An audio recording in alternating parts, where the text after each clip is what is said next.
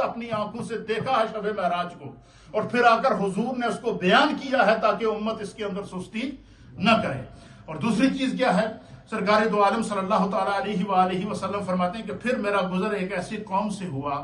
ایسے لوگوں سے ہوا کہ سرکار دو عالم صلی اللہ تعالیٰ علیہ وآلہ وسلم فرماتے ہیں کہ ایسے لوگوں سے ہوا کہ جن کے آگے اور پیچھے کپڑوں کی دھجیاں تھیں، اور جہنم کے کانٹے دار درخت، اور جہنم کا زقوم جو سب سے کڑوا جو پھل ہوتا ہے وہ، اور جانوروں کی چیخ و پکار جو کی طرح وہ ان کی ایک عجیب و غریب کیفیت تھی، اور فرمایا کہ جہنم کے پتھر اور انگارے وہ لوگ کھا رہے تھے۔ ان کی غذا میں نے دیکھی کہ ان کے منہ کے اندر وہ جہنم کے پتھر، جہنم کے انگارے اپنے منہ کے اندر ڈال رہے تھے، اور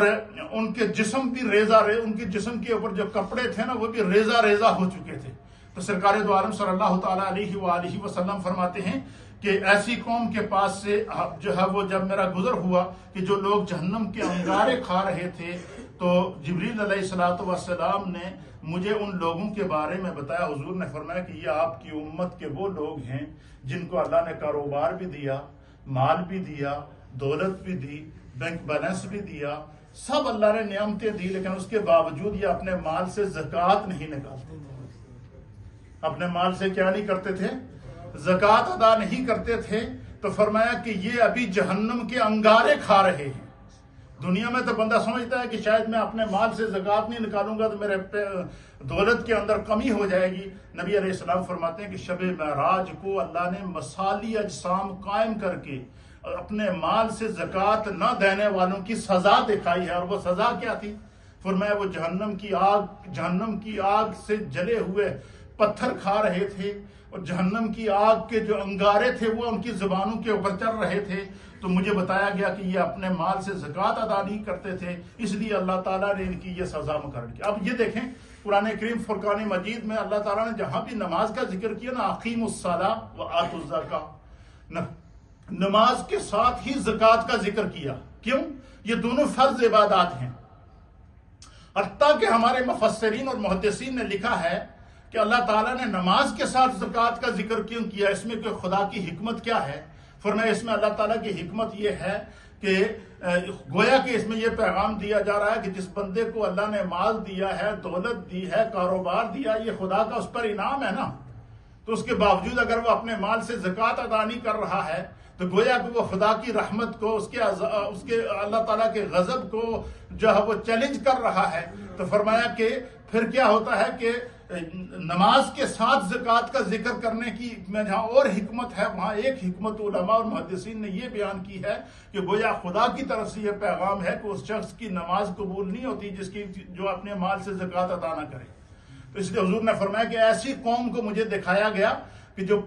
جہنم کے پتھروں کے انگارے، جہنم کے انگارے اپنی زبان پر کھا رہے تھے، اور واپس جب ان کی زبان اور ان کا جسم جل رہا تھا تو جبریل نے مجھ سے کہا کہ یا رسول اللہ، یہ وہ لوگ ہیں جنہیں اللہ نے مال بھی دیا، کاروبار بھی دی، اور بینک بیلنس بھی دیا، سب کچھ دیا، لیکن اس کے باوجود انہوں نے خدا کا شکر ادا کرتے ہوئے اپنے مال سے زکوٰۃ ادا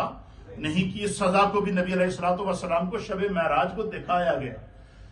تو اور تیسری چیز آخری کیا نبی علیہ السلام، اور بہت ساری ہیں لیکن یہ صرف میں عمل کی طرف آپ کو لانا چاہتا ہوں۔ سرکار دو عالم صلی اللہ تعالیٰ علیہ وسلم نے فرمایا کہ پھر مجھے ایک ایسی قوم سے میرا گزر ہوا، جبریل علیہ السلام مجھے ایسے لوگوں کے پاس لے کر گئے جن کی عجیب و غریب کیفیت میں نے دیکھی ہے، کہ میں جن کے سامنے جب دیگچیوں میں پاکیزہ، خوشبودار، پکا ہوا اور بھنا ہوا گوشت رکھا ہوا تھا، اور ایک لائن کے اوپر پکا ہوا خوبصورت پاکیزہ طیب اور طاہر گوشت تھا، بھنا ہوا گوشت تھا،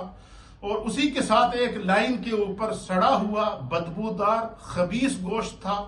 اور وہ پکا ہوا پاکیزہ صاف طیب طاہر خوشبودار کھانا چھوڑ کر بدبودار کھانا کھا رہے تھے، سڑا ہوا کھانا کھا رہے تھے، باسی کھانا کھا رہے تھے، اور وہ کھانا کھا رہے تھے جو جس کو کوئی بندہ جو ہے وہ قریب بھی نہیں آنے دیتا کہ یہ ہم دنیا میں اگر اس کا ایک لقمہ بھی لیں گے تو ہمیں فوڈ پوائزن ہو جائے گا، نبی علیہ السلام نے فرمایا کہ دونوں دسترخوان موجود ہیں. ایک دسترخوان پر حلال چیزیں رکھی ہوئی ہیں، طیب چیزیں رکھی ہوئی ہیں، پاکیزہ چیزیں رکھی ہوئی ہیں. اللہ تعالیٰ کی طرف سے ہر نعمت اس دسترخوان پر موجود ہے. لیکن ایسے بدقسمت لوگ ہیں، اس دسترخوان کے پاس گزر رہے ہیں، اس سے نہیں کھا رہے ہیں. آگے سڑا ہوا دسترخوان ہے، بدبودار دسترخوان ہے، گلا ہوا دسترخوان ہے، اس میں سے وہ کھا رہے ہیں. تو سرکار دو عالم صلی اللہ تعالیٰ علیہ وسلم